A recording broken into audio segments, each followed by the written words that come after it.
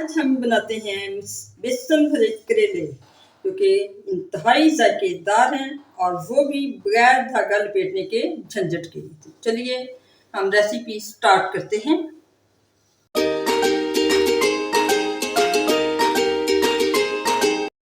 रहमानिर्रहीम। मेरी प्यारी प्यारी बहनों, राजतुलारी बेटियों और तमाम व्यूअर्स को सलाम और ढेरों दुआएं।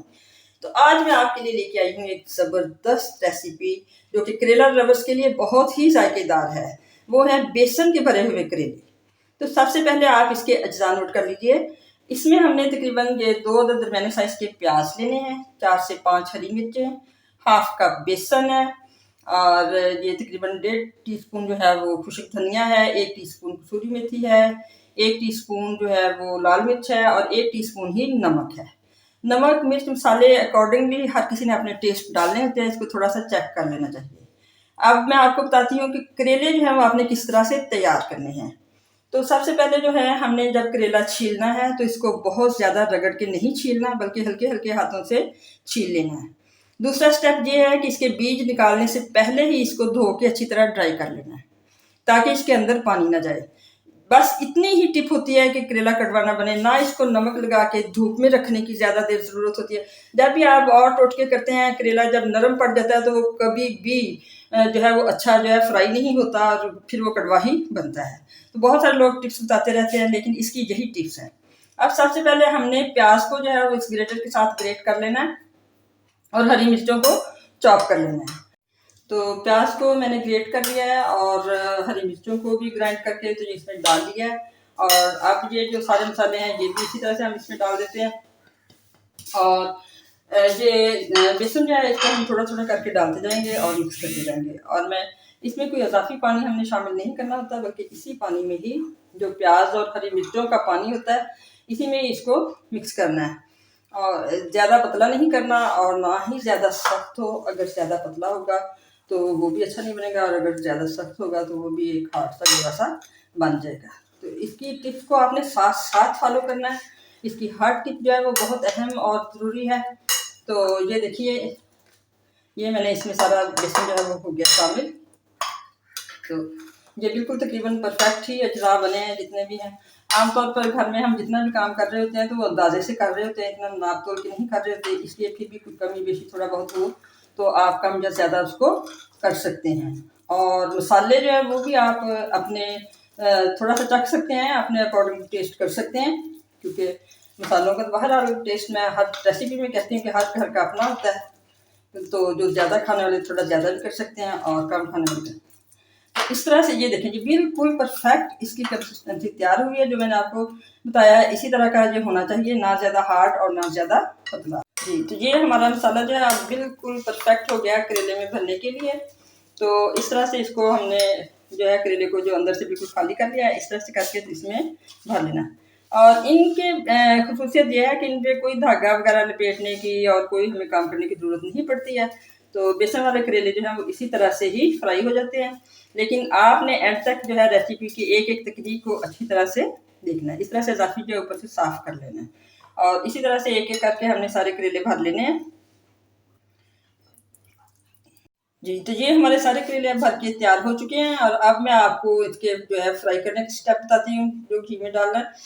आपने एक एक स्टेप को फॉलो करना है, क्योंकि ये इसमें ऐसी टिप्स आपको बताऊंगी कि जिसमें आप अगर फर्स्ट टाइम भी करेले बना रहे हैं तो इंशाल्लाह बेहतरीन करेले आपसे बनेंगे और बगैर धागा लपेटे और बिना किसी झंझट के। तो चलिए करेले फ्राई करते हैं।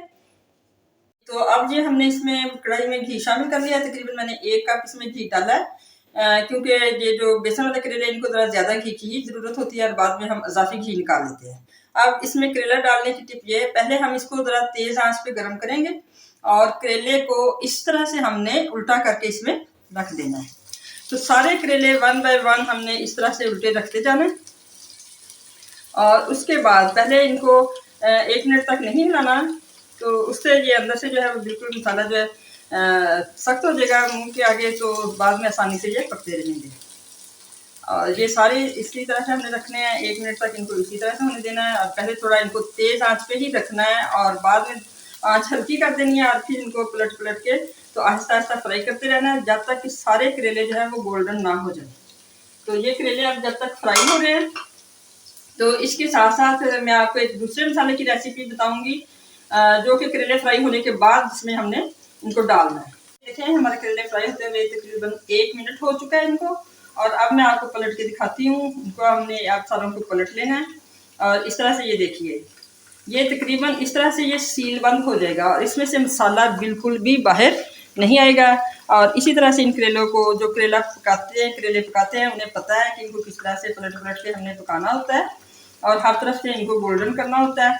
तो पहले ज़रा तेज़ आंच में इनको इसलिए करके डाल लिया है कि ये जो है बेसन ऊपर से पक जाए और बाहर ना आए। अगर पहले हम धीमी आंच पे रखेंगे, करेला ढीला पड़ जाएगा, तो सारा बेसन जो है वो बिखर जाएगा।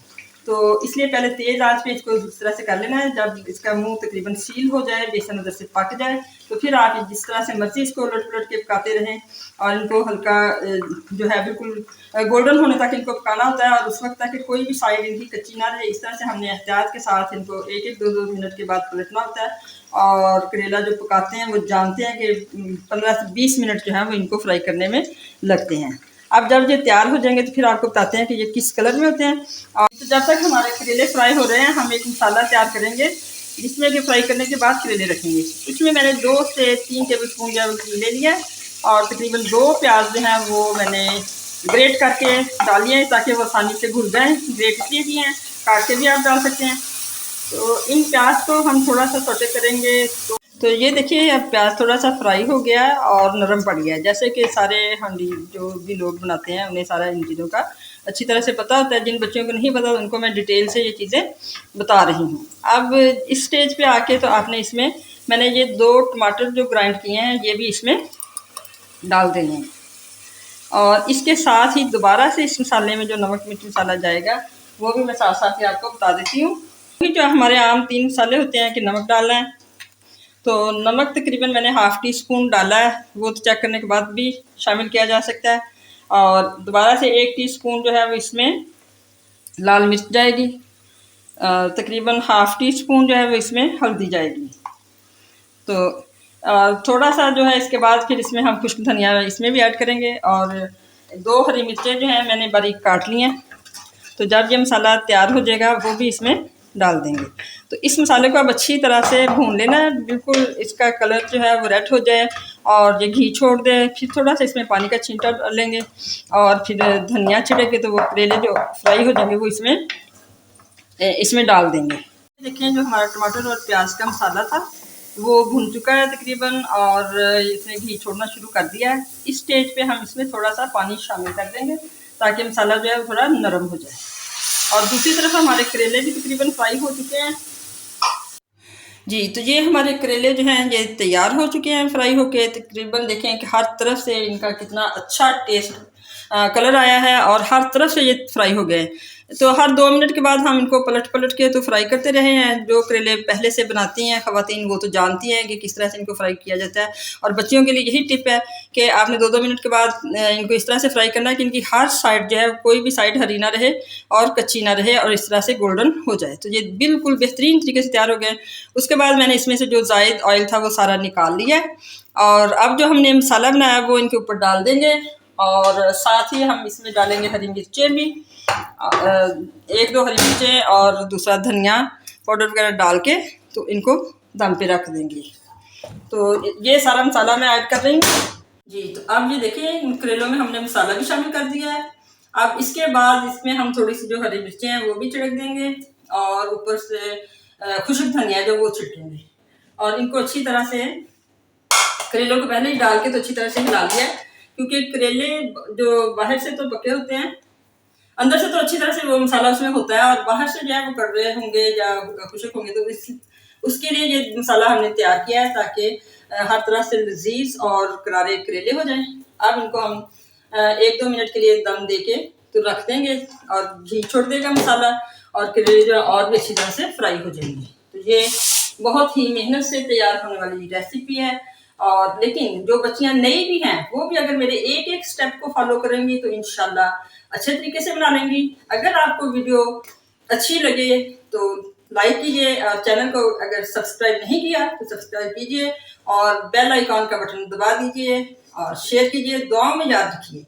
और दूसरी बात ये कि प्यार कीजिए और प्यार लीजिए। हर एक्शन का रिएक्शन होता है। जितनी मेहनत से आप अपने घर वालों को ये काम करके देंगे, उतना ही आपको इसमें प्यार मिलेगा। खुश रहें और खुश रखें। अल्लाह हाफिज।